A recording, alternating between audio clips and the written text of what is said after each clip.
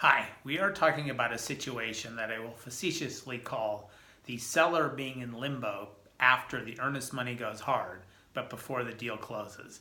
Let me try and have that be more vivid to you. So imagine a transaction that goes under contract on this date.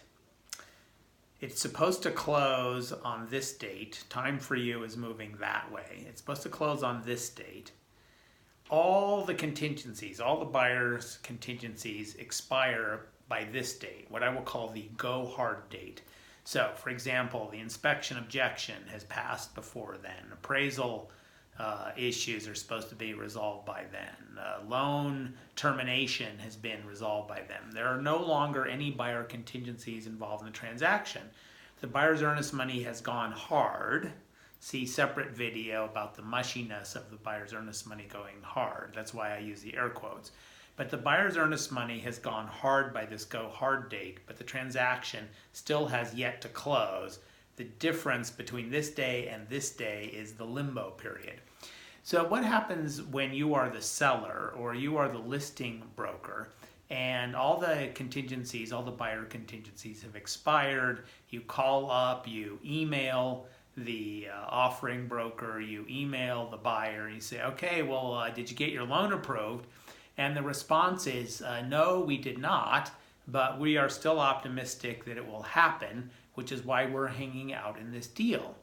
Well, your seller might have a better buyer number two that has come along, and your seller would like to have the ability to kick out buyer number one who perhaps did not get their loan, perhaps the property did not appraise for the purchase price, perhaps some other contingency was not satisfied, but the buyer is sufficiently brave or foolish to hang in the deal and allow their earnest money to go hard.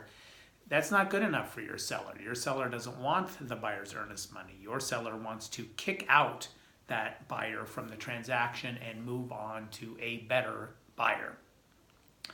First question is, does your seller have the right to kick out that buyer who needs a loan to close, for which there was a financing contingency in the contract, and for whom there is no dispute that the buyer does not have a loan yet approved? And the answer is no.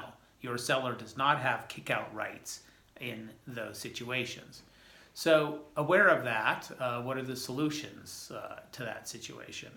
Well, one of the tempting solutions for brokers is to, at the time the contract is being formed, especially in transactions where you're contemplating a long limbo period. The earnest money goes hard here, and maybe there's a month that passes from this date to this date that tries to create kick-out rights that allow the seller to kick the buyer out during the limbo period.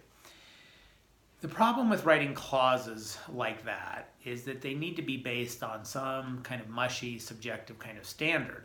They would say, this isn't exact wording, I'm not encouraging anybody to use this is tricky stuff, I'm discouraging this solution.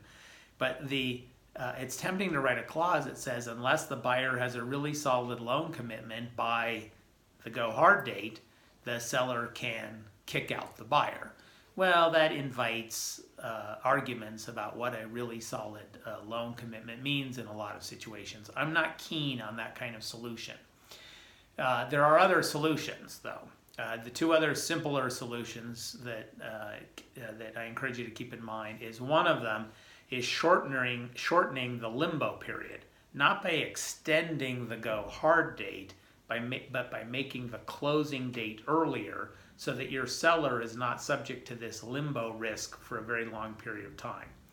Another alternative is have the buyer have more skin in the game. All right, buyer, you want to hang in the deal from the go hard date to the close date, you need to ante up more earnest money. You need to ante up more earnest money. Now, that's not something to negotiate after the go hard date. That has to be in the original contract.